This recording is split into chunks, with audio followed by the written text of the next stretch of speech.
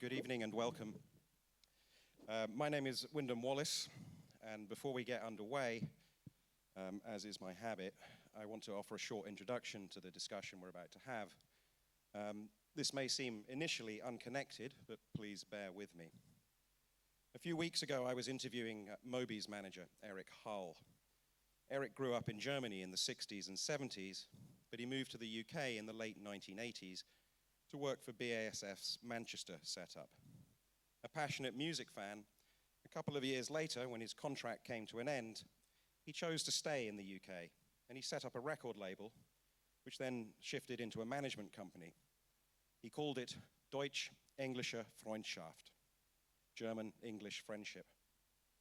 Though the name was inspired by one of his favorite bands, DAF, Deutsche Amerikanische Freundschaft, it was also an ironic nod to the prevailing tension between the two countries, his fatherland and his new home. Now, Eric's a lovely man, so I hope he won't mind me quoting his explanation for the name he chose after he'd lived on the island for a year or two. He said, "As a German, you were effectively someone who was a lower version of the English. They were always feeling superior, and clearly most people make fun of German accents and of Germans without a sense of humor. I just couldn't imagine anything that was more at odds, I think, than German-English friendship. It seems to me the only relationship English people would have to Germans is, we've won 2 wars, or we beat you in football, or you're fucking stealing our chairs and our sun lounges. There's nothing remotely that I felt like compassion from an England side towards that other nation. I felt like a complete outsider. So the name, it's like a unicorn to me." Now, I may have lived in Berlin for a dozen years, but I spent a lot of my childhood in Britain, growing up the son of a soldier, and I clearly recall spending a lot of time reading comic books with names like Battle and Warlord. The first German word I ever learnt was Schweinhund. The first German name I ever heard was Fritz. Normally the 2 words were next door to each other. Die, Schweinhund, that'll teach you, Fritz. Back then, for reasons I'm pretty sure I don't need to explain, there was little love lost between the British and the Germans. But though that may have been the British view of Germans, I've learned a few things about the relationship since then. Brits are jealous that Germans can handle their beer. Germans don't like David Hasselhoff as much as we thought, and they're much better at football. The fact that English fans still chant 2 world wars and 1 World Cup is pretty embarrassing when the most recent took place 50 years ago. But another thing I've learned is that whatever Brits may have been saying about the Krauts in the 70s and 80s, and however much the Jerrys may have resented the arrogance of the Insel Afer, I'm so happy I learned that phrase, a cultural exchange was nonetheless taking place between members of the second post-war generation, the ones who felt that the Second World War had nothing to do with them. It was nothing new, of course. We've shared plenty of cultural tastes over the years, from Handel and Grieg and onto even our royal families. But this broke off for a while, namely most of the 20th century. And it seems that the flow of ideas in both directions, between the British and Germans, really only began again in the 1970s. And even then it was largely underground.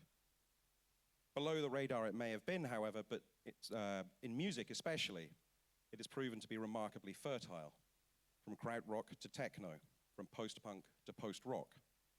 And so tonight I'll be talking about this with 2 stalwarts of the British and German music scene who, oddly enough, probably met around the same time as I first met them.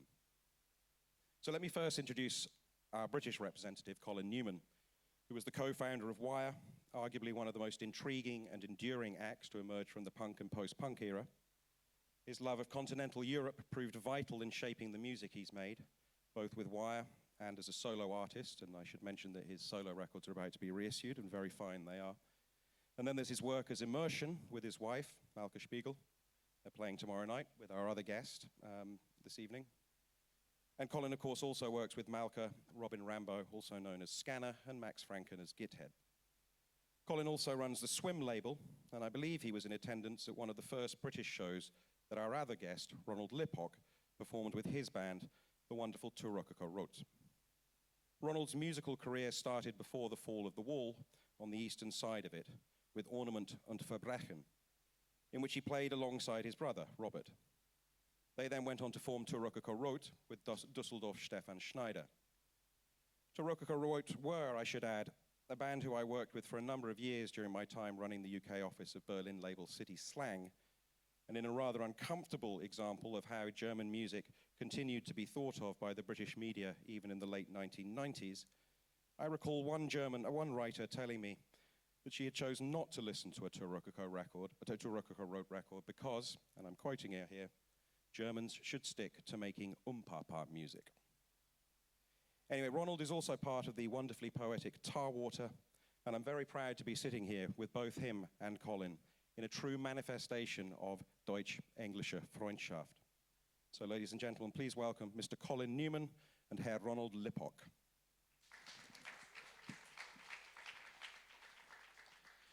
So I think there's one question that we need to consider before we actually start going into this Anglo-German friendship in detail. As we consider the exchange of ideas between the two countries, I mean, can we really draw straight lines and block off periods where musical ideas were flowing in one direction or another? Or, I mean, is anything ever really quite that simple? I think so. It seemed to me that Germany had an amazing period in the 70s, in the early to mid 70s, with music which was probably the only music in the world existing in the kind of popular music vein that wasn't American influenced.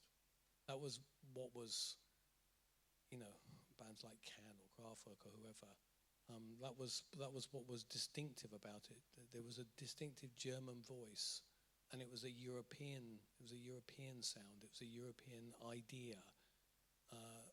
You know, when Kraftwerk were, you know, doing Europe Endless, you know, for me that touched me completely, because it seemed, living on an island, that you could cross over to this continent and you could go forever on it. Actually, you know, I studied geography at school, that the landmass is called Eurasia. You can, in politics aside, you could literally, you know, take a car in France and drive to the eastern coast of Russia. Unfortunately, politics get in the way of doing that these days, but I mean, the concept was there. So it's a kind of exciting period. I don't know what happened to German music in the 80s. It all went a bit strange, but certainly in the 70s, it was exciting for me. The anti-German sentiment that I mentioned, is that something that was familiar to you? Yeah, when I was young, everything was like, there was all that stuff about the war, but you didn't really relate to it. It was all about the past. I mean, by the time the 60s was happening, it really wasn't about that anymore. It didn't feel to me like, I remember war games when I was a kid, and it was always about like fighting the Jerrys or whatever, but I wasn't really much interested in it anyway. I thought fighting was a bit rubbish. And you were doing it wrong. Yeah, it just didn't appeal to me very much, you know, that whole kind of thing. So I don't know, it felt, I think the actuality of it, actually German was the first language I can't speak it very well now, but I learned it in school. I was better at it than French. I don't know what that means. Ronald, you grew up in East Germany, so before I even ask you about sort of British music and how that might have influenced you in the toing and froing, what was your own feeling about German music when you were growing up? I remember I was like 7 or 8, and me and my brother, we were allowed to build caves.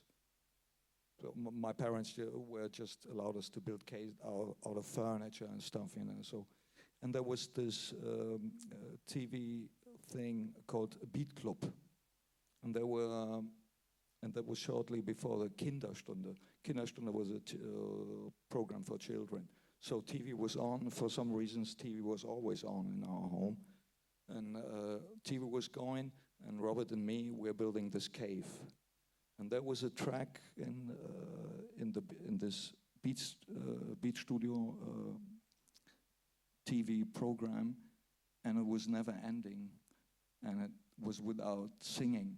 And I remember that I fall in a certain kind of trance in a way that was, but I didn't like pop music at that time at all. I just know that, okay, there are songs and they start to sing, but it was like an ongoing structure, and I felt so euphoric. I don't know what kind of band this was, but I think it must have been Pop-Kultur or Organisation or some of the early Kraftwerk songs. But that was my introduction into this world of, I felt the magic before I know anything about pop music. It touched me in that way, even as a little boy. The caveman, 9-year-old, and getting totally blown away by this ever going on thing. So that was my first. The Beatles was very important. So you talk about growing up in the East, because virtually we grew up in the West, because we had all the TV programs, we had the radio stations, so we were listening to John Peel later on, but as children, the Beatles later on replaced by Der Blaue Bock. If anyone remember the Blaue Bock with the Bembel, Heinz Schenk and so on. But that was very important for us. So virtually we grew up in the West as well. And so that way you were exposed to a lot of British music as well? Of course. Yeah. And what did you find that? I was into, I remember Mark Bolan's T-Rex and Ride a White Swan and Mop the Hoople with Roll Away the Stone. These were the songs that I really were introduced into pop music. And I still play the air guitar in the wrong way, because I didn't know how to hold a guitar in those days, so I thought it must be, so I played the McCartney way, actually, as left-handed, and ever since I played the air guitar the wrong way. But that's okay. We can continue down that road if you like. Yeah, I still do it. Yeah, I can't help it. Let's talk about air guitar. No, so I think people think that we're going to be spending a lot of time talking about Krautrock this evening. I'm sure it's going to take up a significant amount of the evening. You mentioned that you had this magical moment hearing Popol Vuh. How did you first, Colin, how did you first come across this whole Krautrock phenomenon? It was probably Can. Can was probably the first thing I heard, and then Kraftwerk. I was absolutely bananas for Kraftwerk. I just thought they were the best group in the world at one point. Just, I don't even know. I mean, I don't know, actually. I don't know if it's Wyndham's job to do this or whether I to do this. The origin of the phrase Krautrock was, everyone knows. It's like Kraut was a nickname of insult to Germans. So I should say Tommy Rock. Yeah. Because Krautrock, exactly, I should exactly. say, I love Tommy Rock. Yeah, Mop yeah, the Hoople was Tommy Rock. Absolutely. I love Tommy Rock. This is, But as a term, it was actually invented by Simon Draper from Virgin, who was, I know this because I know someone who worked in that press department, and they had a Faust album. I mean, Virgin, when they started, were quite left field, the things that they put out. And Faust were the most left field of, I think, their generation. And, how were they going to sell this? How were they going to make this available? So they had to kind of invent a new category of music. And so I think all of the Germans absolutely hated this name, but it's kind of stuck, and it was a piece of marketing to basically sell an album called the Faust Tapes, I think it was called, and it sold for the price of a single. This I remember, so loads and loads of people bought it because it was cheap, and it was an intro to, I guess, I remember hearing something from it, and it sounded to me like a village parade being attacked by aliens. I thought it was rather interesting, actually. No, that's because me and Robert, as children, we were listening to Antenne by Kraftwerk. I'm the antenna, I give information, and you have these funny shots. And we were playing laser guns with that, because then imagine futuristic weapons, and Robert was hiding behind something, and bam, bam. I mean, sorry. Yeah. I mean, on the subject of the name Kraut Rock, I obviously was going to discuss that. I mean, it exhibits the inherent racism that I think the British had towards the Germans at the time. I mean, this afternoon I was reading a bit of David Stubbs's book about Kraut Rock. It's called Future Days, and he lists a number of NME headlines given to articles about Kraut Rock's leading bands. And these included Can, Wie gives the orders? Can, They have ways of making you listen? And Kraftwerk, the final solution to the music problem. Oh, God. that was written by Lester Bangs, and the main illustration was an image of a Nuremberg rally. Oh, David Stubbs also mentions that even in the 1990s, when he wrote a review of Kraftwerk for Melody Maker, the headline which he managed to persuade them not to use was "Strength Through Joy." Yeah, really. So, back in the 1970s, when you first heard the term Krautrock, were you troubled by it? I didn't actually hear that term until much later. There was there was German music. That was what I kind of understood, that there were a bunch of German groups. And one thing about, I toured in Germany in the 70s. So one thing about Germany and German young people is that they were somewhat, Deutsche Amerikanische Freundschaft was actually, of course, meant to be ironic, because there was very little love in the 70s for America in Germany. Young people, they hated America. Germany was an occupied country, apart from anything else. And it was, instead of being anti-American, the music was not American. And I think that was really interesting. That was what interested me about it. It was like, here you have a set of people making music, and it so obviously isn't influenced by the blues.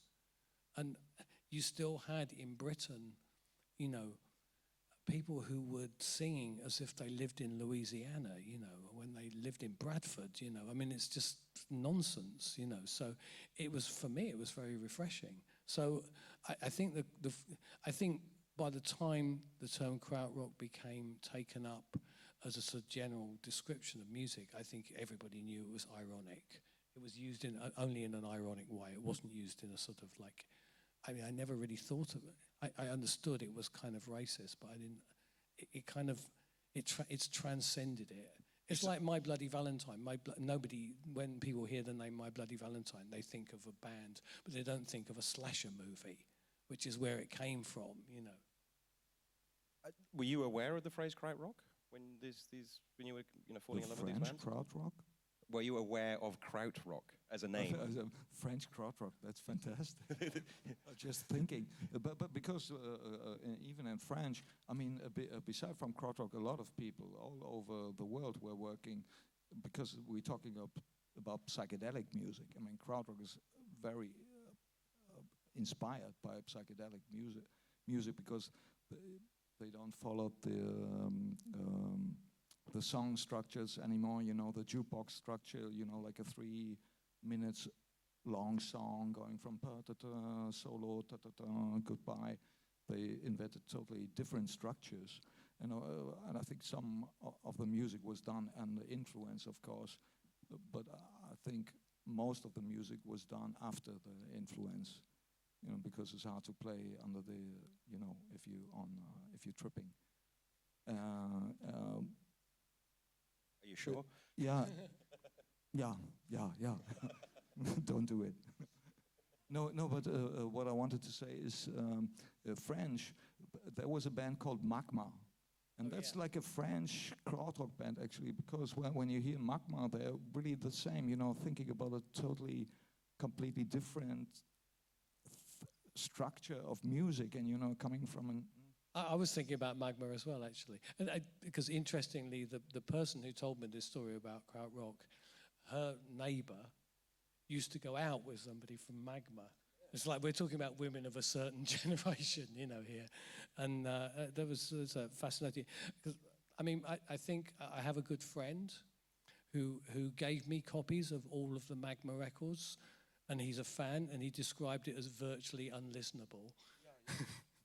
But that's that's what I'm just trying to say, that Krautrock was spread all There over. was It actually you're people completely were working right. on it. Yeah. There was a European. It was more of like a European concept of music which didn't take on from the blues. And the other thing was the group structure.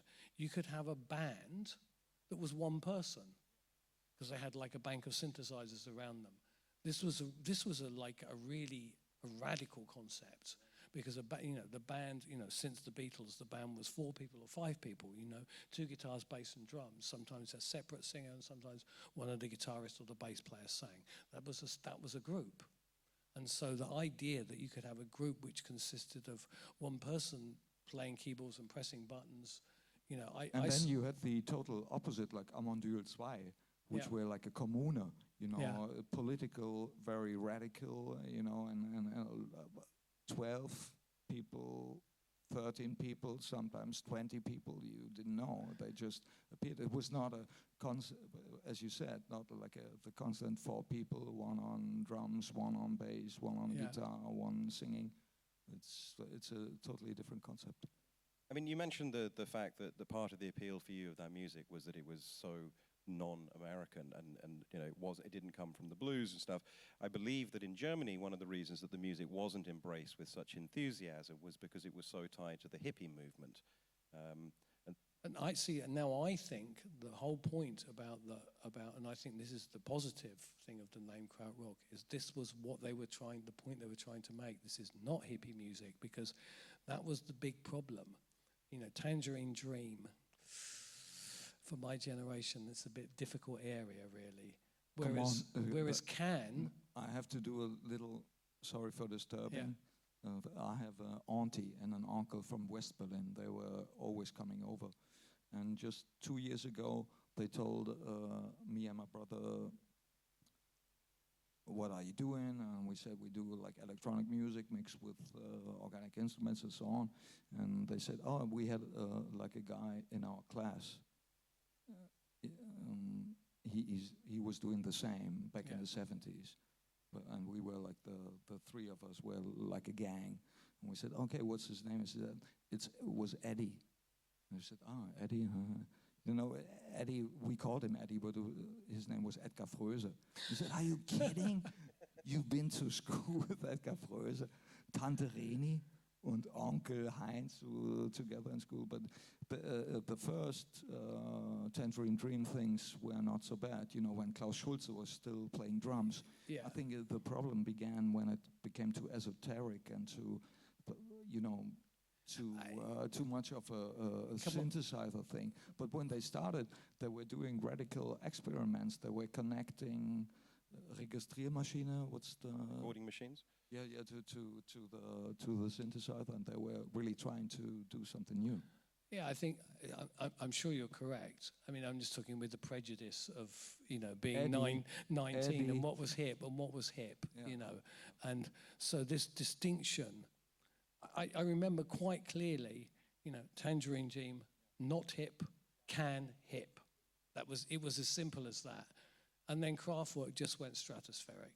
Kraftwerk just, broke every rule of everything. I mean, they were just, in 1976, I would have been quite happy to have auditioned as a dancer, I was absolutely in love with Kraftwerk. There's a whole parallel universe in which Colin Newman is a dancer. Yeah. They were just like, it was... they just kind of transcended, and then you can't leave out Neu, who have been the fantastic dark horses of German music from the 70s, right, because really they were really obscure in the 70s in Britain, and now every single musician in their 20s who's talking about Krautrock, actually what they're talking about is Neu, and what they're talking about is Klaus Dinger's Apache rhythm. That's actually Klaus what they're talking about. Apache was, he played just this rhythm, but in variations so beautiful. Yeah. It sounded new every time, even though he was playing the same. Yeah. And I remember friends of us, some of you might remember the band Kreidler, and they were working together with Klaus Dinger, and the first thing he was asking, can you do the Apache? And my my friend Thomas was going like, oh, I don't know what you mean, really, the Apache, and he was going, and that Yeah. was it. Oh yeah, But if he's you a- either know he's what a the genius. Apache rhythm is or you Even the don't. concept of the cover, this white cover with a Neu written on, Yeah, was yeah. so radical, was so punk. And that's why when John Lydon was a big fan of Neu, of course, and of Can too, and he was invited to a radio program, I think back in the days when the Sex Pistols were just new, and he was playing Can and Captain King Crimson and Captain Yeah. Beef out there, and I think Malcolm McLaren was really pissed off by that because he thought that's hippie shite, for this time, but I think a lot of inspiration for the punk scene was coming from these guys, especially Neu. Absolutely. I mean, Colin, your fondness for Kraut rock extends so far that you take part in evenings, I think, which are called Kraut rock karaoke. Well, I have done, yeah. Would you like to share a little bit about that? Okay, this is something over the last 3 or 4 years. It's a Japanese guy living in London called Kenichi Iwasa. He's a kind of mover and shaker. He just knows a lot of people, and if you don't know Japanese people well, you probably won't realize this, but Japanese people are very good with titles for things. So you start with the title, Kraut Rock Karaoke. Like, what kind of thing can this be? Well, actually, what it turns out to be is like he gets all of the people that he knows, which is a lot of people in groups, and they go to a venue, and they get like 10 or 15 minutes, a group of people who've never really played before, who might sort of know each other, and then they're supposed to play Krautrock classics. That's the idea. It's usually not very accurate, quite shambolic, very often absolutely rubbish. But it's been also a lot of fun, and Amalka, my wife, and I have done it many times. And but the high spot of it this year was last year. Wire did a festival in Oslo where Michael Rother played, and as a dare, I asked him if he would do it, and I did the sort of typical musicians anti-sell. So I basically said to him, "You won't get any money. It's probably going to be rubbish, and you can only play for 10 minutes." and he said yes. And so we kind of so I told Ken, and Ken was like, "What? You got Michael Rother? It's like, this is like the kind of ultimate thing that you could get for this night." And so they fixed one for the day after. Michael had a show in London in February, and they fixed one for the day after. And it was great. It was really enjoyable to do. It was really fun. He's a nice guy, and he didn't seem to mind us murdering his tune, so it was okay. I was working with another Krautrock legend, Jochen Irmler from Faust. Yeah. And I remember being in a studio that's in the south of Germany, and we were recording a record of Kraut there. We were playing tracks together as well. And I remember he was, most of the time he was cooking actually. So it was hard getting him engaged in the studio because he was busy with the cooking. So I was there in the kitchen, and there was a photograph showing him and Sappi, who's the player, who's the drummer from Faust, on the wall in the kitchen, and it looked strange. And I was asking, "But where did you take the picture?" And there were Madame Tussauds wax made out of what is the wax figures? Yeah. So Wax. in Japan, there's a Krautrock museum where Jochen Irmler and Sappi is standing there. Sappi has like a chain of metal chain standing there. Jochen is sitting on a, So these are full size, like Madame Tussauds. Yeah, full size Madame Tussauds. Jochen Irmler and Sappi from Faust, full size wax figures. And that's why it looked so strange to me. He says, "You two look so strange." And they said, "Yeah, it's not us actually, it's the wax." But there, talking about Japan, the people I really love, because the Japanese people have a love for the experiment, and for people for music that is not mainstream. Why do you think that I mean, when I was growing up, I didn't hear anything about any of the krautrock bands. I mean, I was probably just that little bit too young. First time I heard a Can track, I was probably the early 90s. And from that point on, I saw this, especially in Britain, this massive surge of interest, sort of peaking probably late 90s, early 2000s, with like every second band seemed to have a motoric beat to it. Why do you think that this particular music has captured people's imaginations again now in the last 15 years or so? I mean, there's sort of it's the kind of the so-called motoric beat is I think very much central to it. I mean, in some ways it's not that deep as well. I mean, it's like there are so many groups who are psychedelic. I mean, psychedelic, it means like they use a bit of delay on their guitar or something like that. I mean, it doesn't really amount to very much, It's not like how I would understand like psychedelic pop from the 60s, which was like a very different kind of thing. So I think it's just people catch on to these things, but it's a very interesting kind of dialogue. And of course the other thing that you have to say is that also Ronald's generation were referred to as the second generation of krautrock. I don't know if you realised that. No, but when I think for us when we started with Kraut and Tarwater, we were totally into this club thing actually, and when we had like a guy from the NME and he was asking about cluster, and I don't know about cluster or cluster, but we were called at the beginning. So I have to do research for myself, and I didn't know so much about Faust and about I know some of the Can hits, but I wasn't standing on the shoulders of these people because we were. But I think that an interest for this repetitive electronic thing. That was it was due to the techno thing as well. There was an interest in this kind of structure and ongoing things, right. And then people get interested in these kind of things too. And then I was listening to Zuckerzeit from Cluster, and that was when I found myself going like, yeah, it's true. It's very close to what we have in mind when we do music. But that was, as I said, I was reading the Julian Cope book. I didn't wrote it. I wish I had. It's a good book. Get it for yourself. No, but I had to do research for myself, I must admit. I mean, we've obviously spent a bit of time talking about the Kosmische element here of this music. The Kosmische, we've been together to the Kosmische. To the Kosmische Club. The Kosmische Club. Yeah.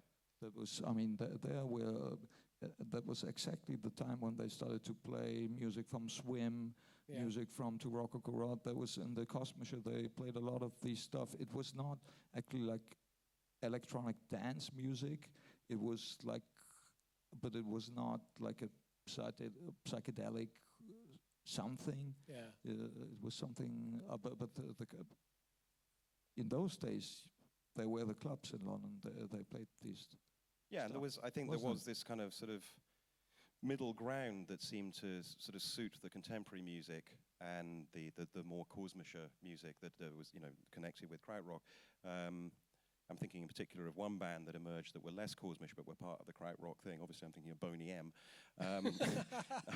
Kraftwerk, obviously, we've talked a little bit about Kraftwerk, but they're very, very different. I mean, their first two records, I think, were particularly krautrock, but then the direction that they moved, it was not what people think of krautrock as being. I think in a way, it's like anything, once you start to define what is it completely escapes through your fingers, It's just like there was a period of, I think it was a very strong period of mainly German, but also other European countries' music in the early to mid 70s, and then there was another resurgence in the 90s, and I think it's just the way that scenes move, in terms of like what's going. I think I don't know. I think I didn't really understand. I remember touring with Wyatt in the 80s in Germany and thinking, where's all the music gone?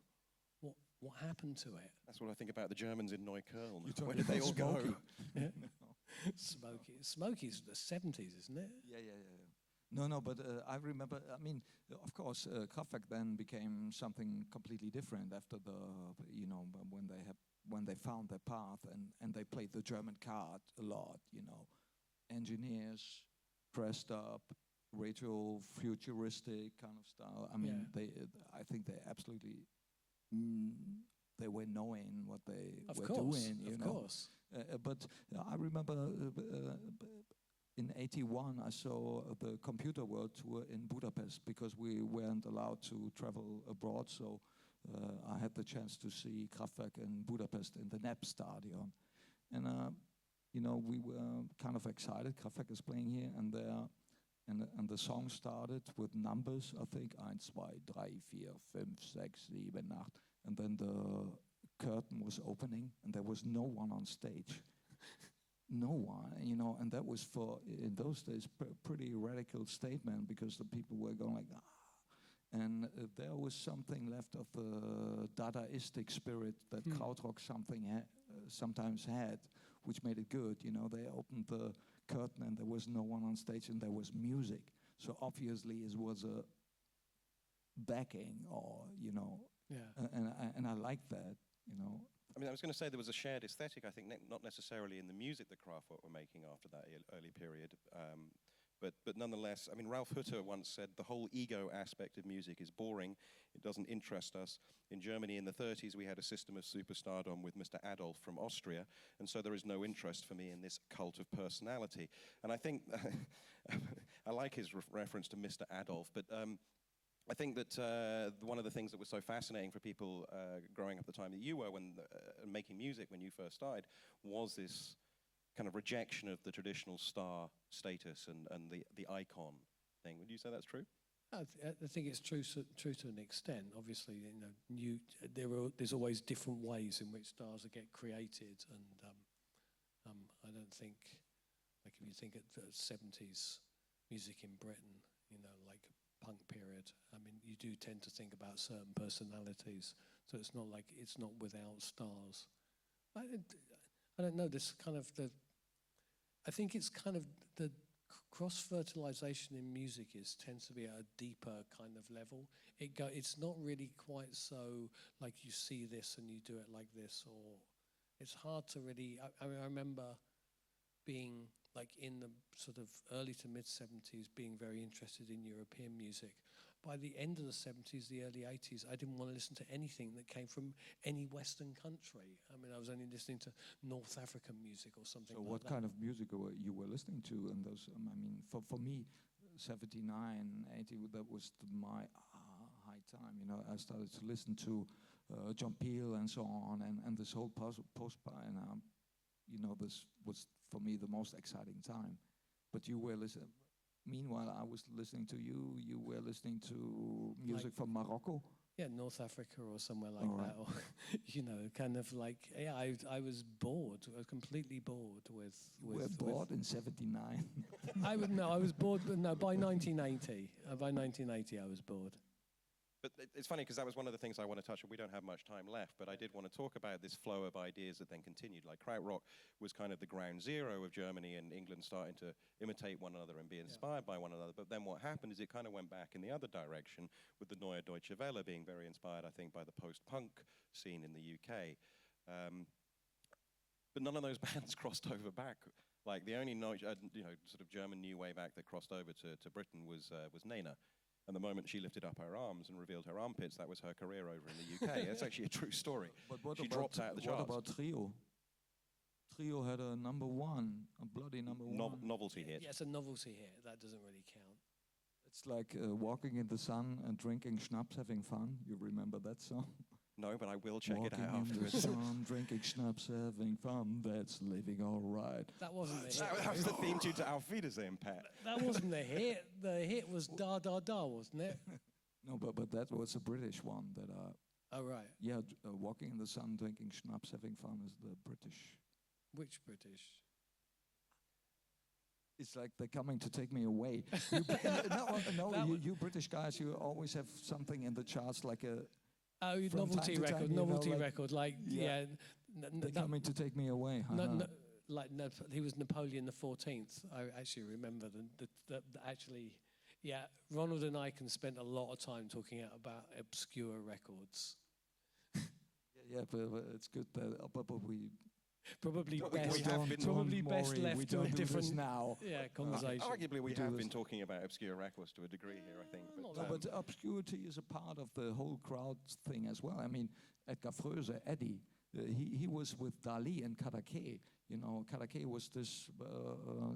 It's on the Spanish seaside, and Dali was living there. He had a summer house there, and Edgar Fröse was playing with this band One. That was his first band before Tangerine Dream appeared. He was playing for Dali, you know, in his house. So obscurity was always part of. Timothy Leary was working with Afra Temple in Switzerland, I guess, and they recorded records there. So there was always an obscure side of sometimes even a bit unserious. Yeah. You know what I mean? It's kind of like, they about to overdo it, and even the funny names of the songs, you know, that we're really proud on, you know, these funny names, like even Zuckerzeit is a quite funny name, you know. It's a bit edgy. Even Kraftwerk was. It's kind of sometimes when you have this little phrase in the model, sie trinkt in Nachbars immer Sekt korrekt. And that was the correct was talking by the guy who was in the bar where they always went, and they always got like, we go for champagne. Sie trinkt in Nachbars immer Sekt, and he was always going Sekt korrekt. And then they took him to the studio and let him say just the correct, and that's why the correct is sounding so strange, because you can hear in that song that it's not sung by Utter. It's correct. You know, I'm just talking about that. There's always a funny, not you know, like a. It's not like a German art thing. There was a funny and untrustable thing in the music as well, I think. All musicians. How do you get to what you do? I mean, that's a really big question. Like, how does any artist do what it is that they do? I can't answer that easily, or you just do it because you do it, you know. But you are exposed to different things. You hear different things. You know, I don't necessarily think of myself as being like a British artist. I'm just an artist, you know. But as I say, there has been this clear flow of ideas, and you know, there was the, as I say, post-punk, Neue Welle, I think arguably Kraftwerk, and then you could say Westbam. Led to I think the internationalization of the techno music, which obviously Britain has claimed a huge amount of responsibility for.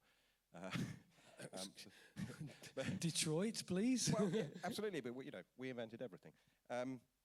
But I'm contractually bound before the end of this talk to mention one particular theme, which is about say this idea across the exchange of ideas, and the question I have to ask is that. I have to use the word Brexit here. Gives me no pleasure to do so. For me, it highlights like Britain's insular, endlessly insular, inward-looking, and sometimes arrogant nature. And I can't help but wonder: is this going to be the point when people stop looking to Britain for inspiration because they think that we're now a bunch of comedians who aren't funny anymore? No. I seriously think that. I mean, look, we're a divided society, as Germany is also. You know, 50. It was only just over 50% who actually voted for Brexit, and half of those didn't know what they were voting for. So you're in a situation. But I don't know. I think Britain does stand a chance of losing its cultural authority if it ever had any.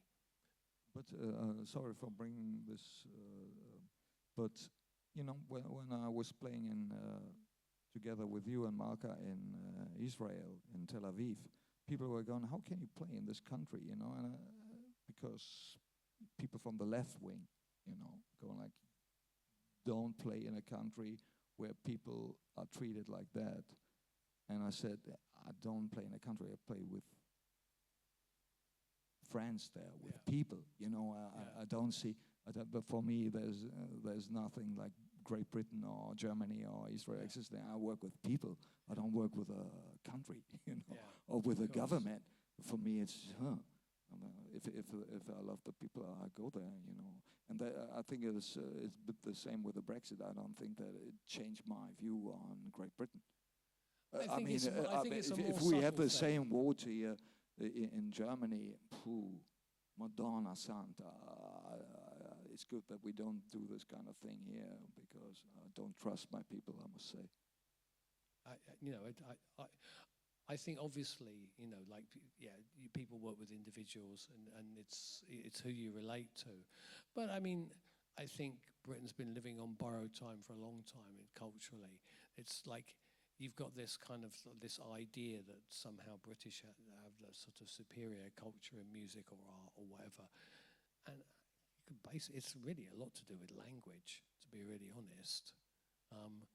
We just happen to speak a variation of American English. And we might have invented the language, but actually the Germans invented the language, we adapted it, but Yep. Do you know what I mean? I mean, so Yep. it's a weird thing. I don't know. I'm really not sure about what the future holds about any of this.